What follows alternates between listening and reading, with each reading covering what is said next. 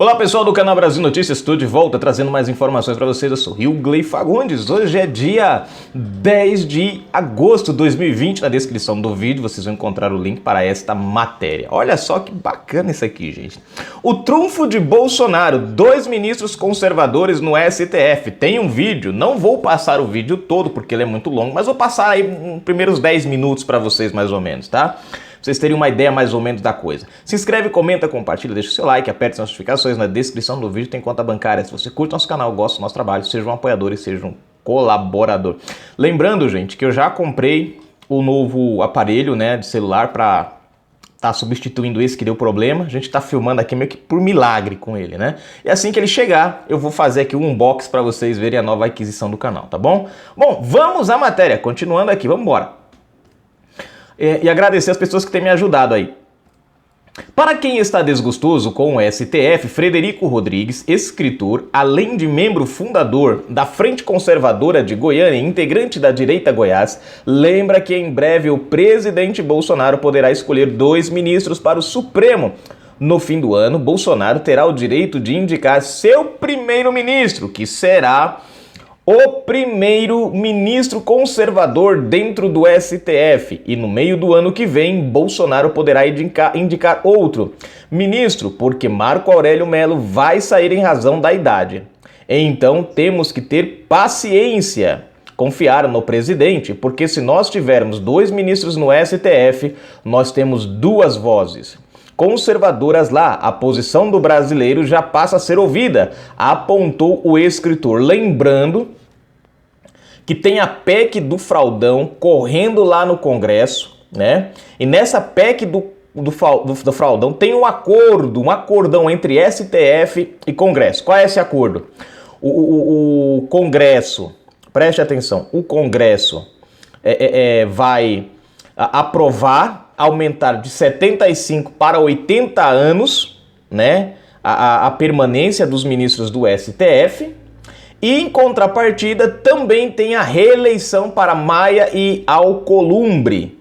E é bom lembrar que nas mãos de Gilmar Mendes também tem um pedido também desse negócio de reeleição. Então é um acordão, gente. Vamos prestar atenção nisso.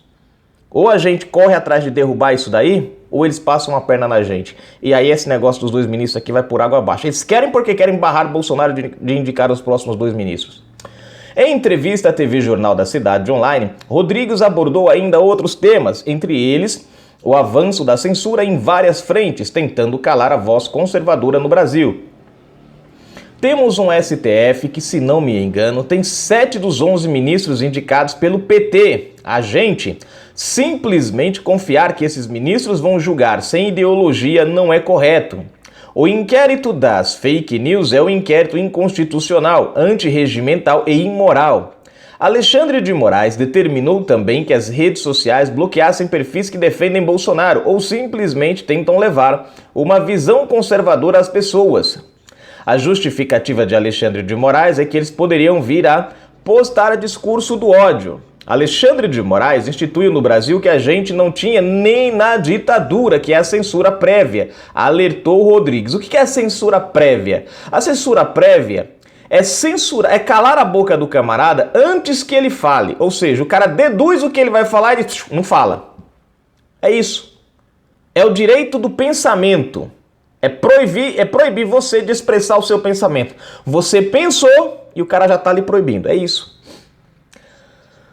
Deixa eu ver. Ataque aos sites conservadores. Vamos lá. O escritor comentou também sobre o perfil anônimo que tem constrangido a empresa até que elas parem de anunciar em sites portais conservadores. Isso aconteceu com o próprio Cidade Online aqui. A questão dos Sleep Giants, um movimento internacional, é gravíssimo. Não à toa, assim que o Sleep Giant começou no Brasil, o perfil contou com o apoio de pessoas como Luciano Huck, presta atenção, Felipe Neto, que estão o tempo inteiro nas redes postando mensagens, dando sermão nos brasileiros, sobre como os brasileiros têm que espalhar o amor, parar com o discurso de ódio, como tem que ser tolerantes. Peraí. Vocês foram os primeiros a serem intolerantes, os primeiros a apoiar um perfil anônimo, fraudulento, que chantageia as empresas para que elas parem de anunciar em portais. conservadores, ressaltou Rodrigues. Vamos lá, Goiás está no laboratório de testes durante a pandemia. Ronaldo Caiado, governador de Goiás, acatou a sugestão da Universidade Federal de Goiás, UFG, e decretou isolamento intermitente no estado. De acordo com Rodrigues, foram as duras críticas do povo em relação à medida que fizeram o governador recuar e o comércio reabrir. A forma como Ronaldo Caiado lidou com a pandemia foi imperdoável. Usou aquela falácia da autoridade, disse que era médico que decidia tudo. Ele usou estudos da UFG para determinar um último isolamento no começo de julho, totalmente excêntrico, onde as cidades de Goiás ficariam 14 dias abertas e 14 dias fechadas. Isso é algo que nunca ouvi na história, a não sei de onde os especialistas da UFG tiraram esse exemplo. Parece que queriam usar o estado de Goiás como laboratório de testes. Isto era inaceitável. As pessoas choravam o tempo inteiro, queriam trabalhar para sustentar suas famílias. Isso foi uma das coisas que motivou a Frente Conservadora a tentar tomar o protagonismo. Felizmente tivemos sucesso com a reabertura do comércio, completou Rodrigues. Bom, vamos à entrevista aqui, gente, tá? Vamos ver o que ele fala aqui. Eu só trouxe ali um resuminho porque tem muita coisa. Vamos lá, então. Frederico, a censura no Brasil, ela está atacando em diversas frentes. Por meios jurídicos, com o inquérito das fake news, por meios políticos, como a CPMI das fake news, e através do Sleep Giants, né? Fazendo o sufocamento financeiro de sites, como o Brasil Paralelo, o Brasil Sem Medo, o próprio Jornal da Cidade Online, entre outros. Qual que é a sua opinião sobre isso? Olha, Berenice, eu gostei de você ter falado das diversas frentes, porque isso é uma coisa que a gente tem que se preocupar. Todos nós devemos nos preocupar com isso. Inclusive as pessoas que eu considero, ou elas mesmas se consideram de esquerda. Você pode até rir hoje, você pode até achar bom hoje que a censura está chegando para o seu inimigo, mas a censura nunca vai parar no seu inimigo. Ela vai continuar e ela vai te alcançar. É o que eu falo. Por isso que a gente tem que combater a censura, seja ela institucional, através do próprio STF, através do próprio Congresso, que está com essa CPMI das fake news, seja através desses criminosos, como o do Sleep Giants, que isso não tem outro nome. O Sleep Giants, para quem não sabe, é um perfil anônimo, onde ele chantageia as empresas para que elas desmonetizem, ou seja, para que elas parem de anunciar em sites que ofereçam notícias conservadoras. Na verdade, às vezes o site nem oferece só notícias conservadoras, mas é um site que se recusa a só falar mal do presidente. A gente sabe que tem grande parte da imprensa que a gente chama de, que eles mesmos chamam, né, de mídia tradicional, tentando dar a entender que a outra mídia não tem relevância, não é tradicional, logo não deve ter espaço. Então o Sleep Giants ele faz isso, ele mira naquela mídia, que é justamente a mídia que os brasileiros abraçaram. Como eu falei aqui na nossa abertura, o Jornal da Cidade Online ele tem um sucesso estrondoso e não é por acaso. É justamente porque é o que o brasileiro quer ouvir. O brasileiro, ele sintoniza em algum canal da grande mídia e ele percebe que a notícia está cortada, ele percebe que a notícia está mutilada, ele percebe que não é aquilo ali que está acontecendo. Até porque hoje com as redes sociais é muito fácil você verificar uma notícia. Ao mesmo tempo que ele entra no site do Jornal da Cidade Online, ou ele acessa o canal da TV da Cidade Online no YouTube, e ele vê ali notícias que ele enxerga na própria vida dele. Notícias que ele enxerga no seu cotidiano, e ele vê a notícia sem filtro, como ela realmente é. Então, a esquerda, que lutou tanto para aparelhar as instituições, que lutou tanto para aparelhar as redações dos jornais, ela viu isso acontecendo e ela pensou, opa, a gente perdeu o monopólio do discurso, nós não temos mais o monopólio do discurso, e se eles perdem o monopólio do discurso, eles perdem também o monopólio da verdade. Então, a partir de agora, a verdade passa a ter a sua verdadeira face sendo mostrada, e é algo que eles jamais poderiam permitir. Então, eles começaram a atacar em diversas frentes. Claro que cada frente tem o seu intuito, apesar do intuito final ser o mesmo, eles têm um intuito particular que é direcionado, é muito bem direcionado. O Sleeping Giants, ele nada mais é do que uma censura, né, aos meios de comunicação que fazem com que a informação de qualidade chegue aos brasileiros. E a CPMI das fake news e o inquérito das fake news, protocolado pelo Dias Toffoli, que era presidente da corte, entregue ao Alexandre de Moraes, ele nada mais é do que uma censura aos críticos dessas instituições. Então, cada um trabalha de um lado, o Sleep Giants atacando de um lado, as instituições atacando de outro, tudo para quê? Para calar a voz conservadora no Brasil. Pois é, e a gente não pode esquecer também, né, dos últimos episódios. Rodrigo Maia convidou Felipe Neto para um debate na Câmara. Gente, é O absurdo, deputado cara. Diego Garcia, do Podemos, sugeriu convidar jornalistas como Alan dos Santos, Oswaldo Eustáquio e pessoas também aí ligadas ao público, juízes. Mas Orlando Silva, do PC do B, disse que eles não eram qualificados para o debate. Pode? Qual a sua opinião sobre isso? Assim, vamos começar pelo Orlando Silva ser do PCdoB. Esse país aqui ainda se portar com tolerância a comunistas, na minha opinião, é um absurdo. E eu não falo isso por intolerância ideológica, eu falo isso porque o comunismo em si é uma doutrina, uma ideologia que matou milhões de vidas, dezenas de milhões de vidas no século passado. Isso não é invenção, isso são dados. Da mesma forma que nós corretamente rejeitamos o nazismo, rejeitamos o fascismo, nós precisamos rejeitar o comunismo. Então, o fato de uma pessoa estar no Partido Comunista do Brasil e se achar qualificada a dizer que os outros não são qualificados, isso para mim já é um motivo de piada. Mas tudo bem, nós consideramos a opinião dele. A verdade é que o Felipe Neto, ele é o garoto propaganda de toda essa censura que está vindo. A esquerda perdeu tanto monopólio nas redes, né? Eu costumo dizer que a seção de comentários do Facebook acabou com a esquerda. Porque a partir daquele momento todo mundo podia deixar sua opinião ali, e a opinião geralmente era contra aquela manchete, contra aquela notícia que estava sendo dada no portal. Então, a seção de comentários do Facebook, claro, das outras redes, mas a seção de comentários, ela acabou com o monopólio da esquerda. E a partir desse momento que eles perderam as redes sociais e perderam todos os seus ídolos, porque todos os grandes nomes da esquerda estão envolvidos em corrupção, estão na cadeia, ou deveriam estar, ou estão a caminho da cadeia, então eles começaram a procurar em outros lugares. E onde eles foram, encontraram o Felipe Neto. Mas o Felipe Neto, ele é uma pessoa que cresceu na internet. Até outro dia uma deputada, uma jornalista da Globo News, eu não sei se referiu ele como um fenômeno da comunicação. Ele é um fenômeno da comunicação? Sim, mas para crianças, para falar besteira, para falar baboseira, para falar coisas irrelevantes. Na comunicação política, ele é um nada. Ele é uma negação, ele é uma grande fraude intelectual. Mas de qualquer forma, é o que a esquerda tem para se agarrar nesse momento. A gente vê que quando ele faz um vídeo, o próprio vídeo que ele fez para o New York Times, né, que é um vídeo que conta com uma super edição, com 10 pessoas, um vídeo roteirizado, um vídeo que tem toda a preparação, pode parar, pode retornar, aí sim ele fala bem. Agora, quando ele precisou responder uma pergunta do Gabeira, do Fernando Gabeira, que ele poderia gastar 30 segundos respondendo, ele começou a gaguejar, ele começou a dar volta, ele começou a elogiar e criticar o Fernando Gabeira ao mesmo tempo. Então, quando eu falo que o Felipe Neto é uma fraude intelectual, é isso que ele é. E quando eu vejo os deputados chamando ele para supostamente melhorar um projeto de combate a fake news, tudo me leva a crer, e a única coisa que eu posso perceber nisso é que os deputados enxergam no Felipe Neto o seu equivalente intelectual. Como que você tem visto as intervenções do judiciário no Brasil atualmente?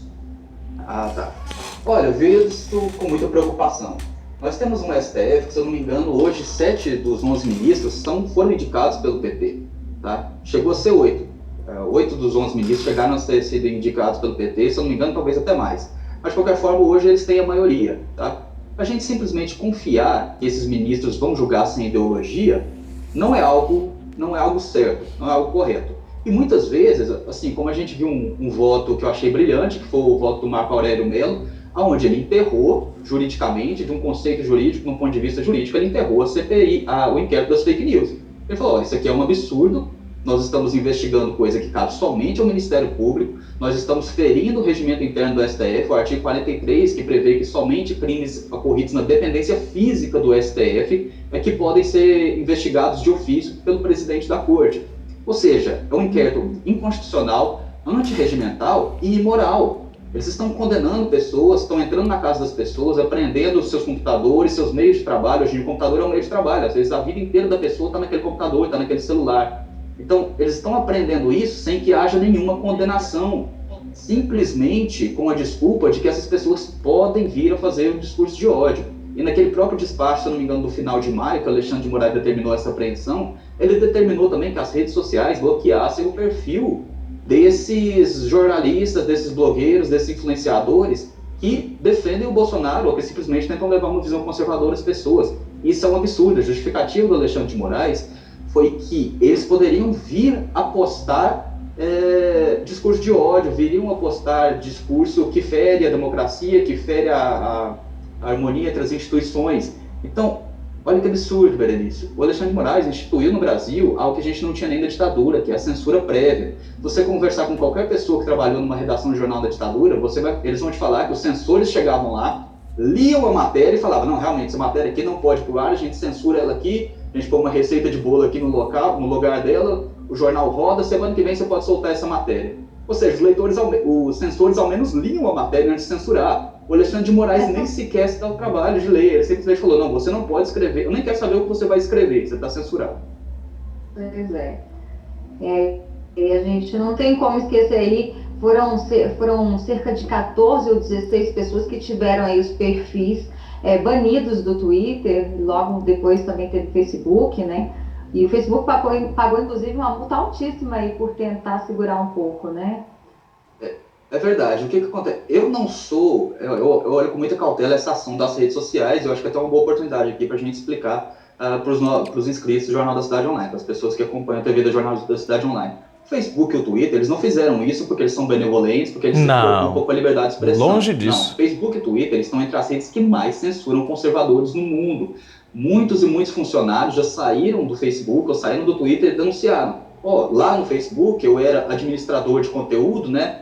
E eu era orientado a não deixar conteúdo que falasse bem do conservadorismo passar. Eu era orientado a rotular aquele conteúdo como discurso de ódio, justamente por quê? Para fazer o shadow banning. O que é o shadow banning? É quando a rede social ela não te bloqueia literalmente, mas ela simplesmente para de mostrar o seu conteúdo, as coisas que você posta para os seus amigos.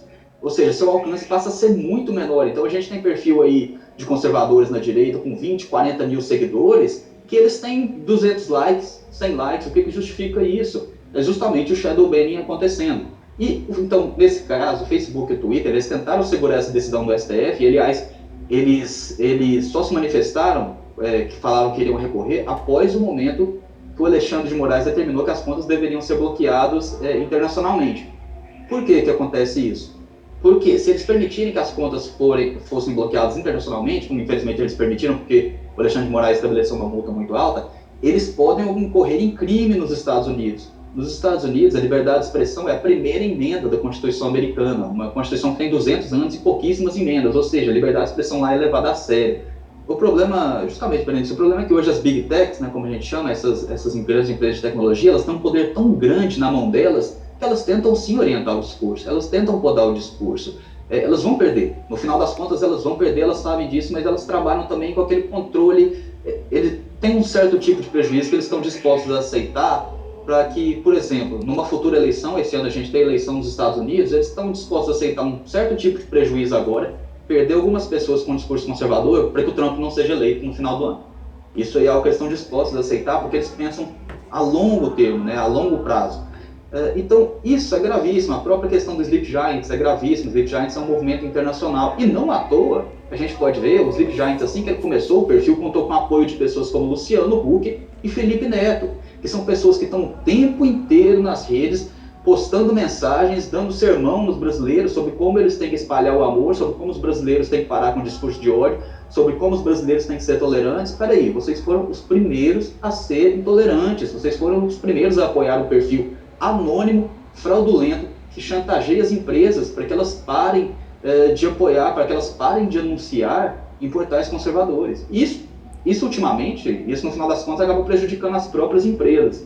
Mas assim, eu acabei me estendendo um pouco na resposta, mas é interessante a gente pensar o seguinte: essas empresas, elas têm um departamento de marketing que absorveu profissionais formados nas universidades brasileiras nos últimos 10 anos.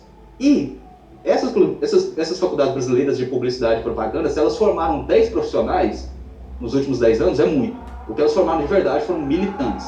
Isso é esses verdade. militantes estão no departamento de marketing dessas empresas falando para os patrões, a gente está sofrendo uma pressão aqui, pode pegar mal para a gente, é melhor a gente parar de anunciar nesse portal gigantesco aqui, porque a gente pode sofrer um boicote online.